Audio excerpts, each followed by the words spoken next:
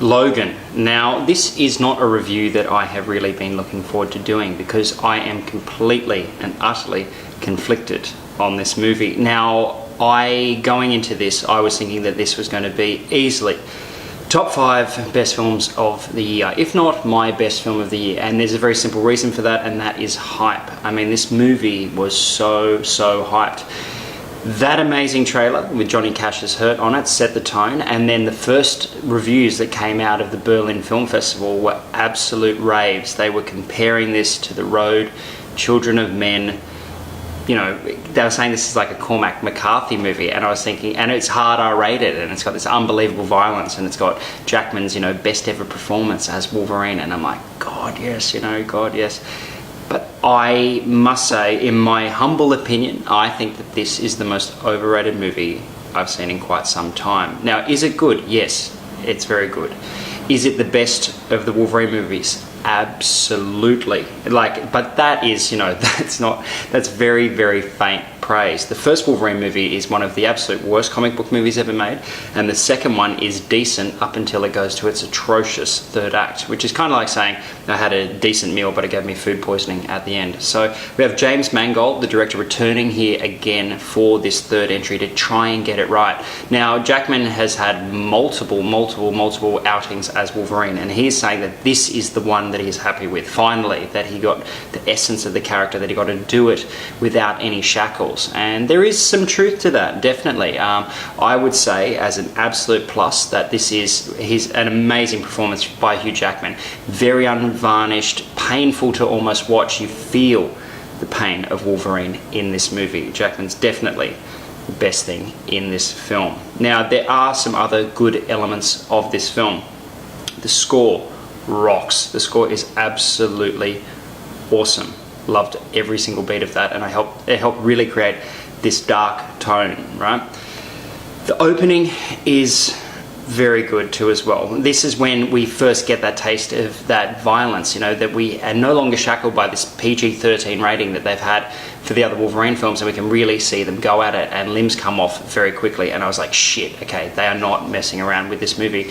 Every second word is fuck as well. This has got profanity in it that you wouldn't have seen since comic book movie, obviously, since Deadpool. So this movie owes a very big debt to Deadpool with its rating, obviously. There are some good action sequences in this. I don't think that they're perfect action sequences. I find like they're kind of actually quite derivative of some other filmmakers. There's definitely a bit of a Mad Max vibe going on here on one major sequence too as well. But you're probably wondering, why am I holding on?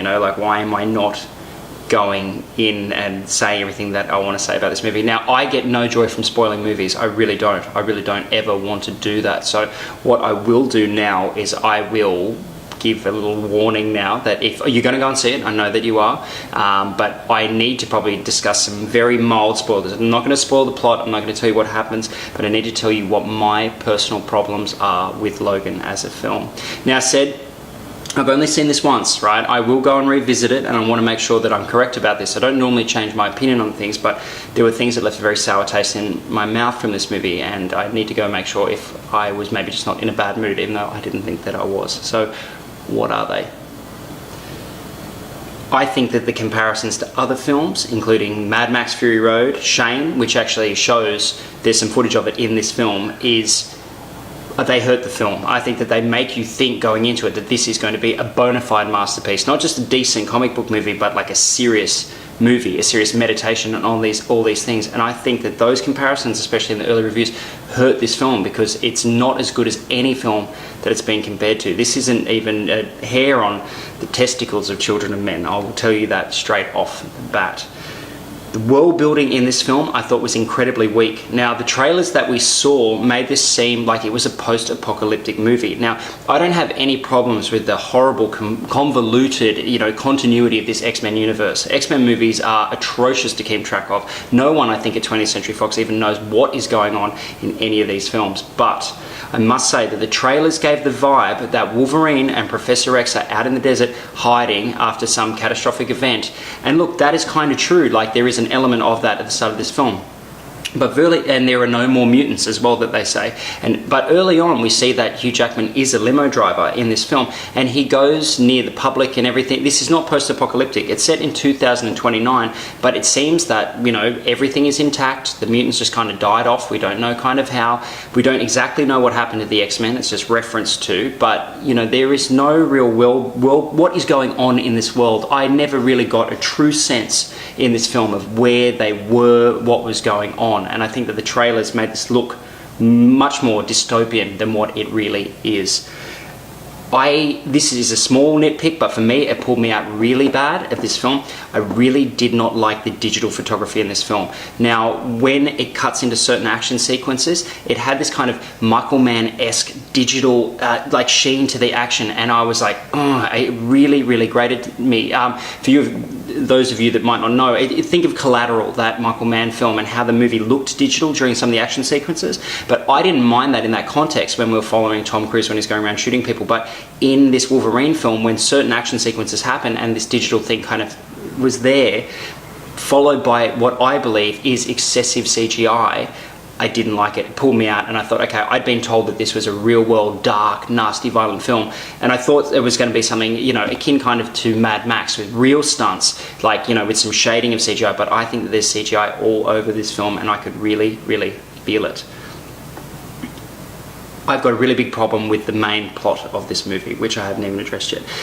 Wolverine and Professor X are in charge of getting a girl to safety. That girl is a mutant, right? And this is obviously very Children of Men. But this girl, Laura, or X-23, that we learn, has the same powers as Wolverine. Now, that's not a spoiler. That is in the trailers. You see that. You see her attacking people. They've sold the movie on this. Now, this movie is trying to capture kind of that dynamic that we've seen of a mentor protecting his charge. There's lots of sequences in this that feel like the video game The Last of Us as well, to a lesser degree. But the problem is that Laura it is shown very quickly, she's the most dangerous thing in this film. She is more dangerous than Logan. She is more dangerous than the bad guys. She is not afraid of anyone, and she can basically kill anyone that comes into her path. And as such, and seeing that early on in this film, I never felt like I was scared for her safety. That leads me into another major problem of this movie is the bad guys. Now, the bad guys suck, right? Richard E. Grant in this movie plays this another just generic scientist trying to do who knows what. It's never really explained what his methods are, what he really wants. And when we find out who one of the film's other bad guys are in this film, it kind of invalidates the mission that they even have. Why do they even want this girl? Why are they even hunting her? It doesn't really make a huge amount of sense. I will give a shout out though to Boyd Holbrook, who plays the main villain, the leader of the Reavers in this film. He's doing a cool kind of like 1980s thing, like bad guy. He's got aviators and a gold tooth, and he really kind of has got this sleazy charisma, and I really liked it because it was kind of a throwback to the Schwarzenegger or Stallone movies. I felt like this kind of flamboyant villain. I did like that. But I never found out what he really wanted and why he was even after Wolverine. There is just no real character work. It's all just, you know, just set dressing on that. So all of this accumulated, and I felt like, you know, I was like, I'd been sold the masterpiece, and this film for me just, it really, really didn't feel that way. There are bits, you know, when Wolverine is, you know, got all these injuries and is carving up people, and it is that chaos that you've always wanted to see on screen, and that is definitely satisfying. And there are some beats in this story that are emotional, and the last act is very, once again, kind of like 1980s action movie, and I don't mind that at all. There are even some like little winks to Universal Soldier, which I dug. So I think that a lot of people will leave this movie and think that it was rock and roll, but while I was sitting there, and trust me, I was watching this through someone who is a hardcore Wolverine fan, you know, a childhood obsessive, it wasn't the perfect film that I'd been hoping for. And so as such, I can only give this 3 stars at this stage. I will go and see it again, and maybe I will lighten up, but for me, I felt a little bit disappointed. I liked it, don't get me wrong, it's the best of the 3 Wolverine movies, and it's one of the more violent, dark comic book movies we've got for a long time, but to me, it wasn't the perfect film that I sold, and so a little bit of a disappointment, I must say. So go and check it out yourself, I'm sure that you will, and I'd love to hear what you think in the comments below.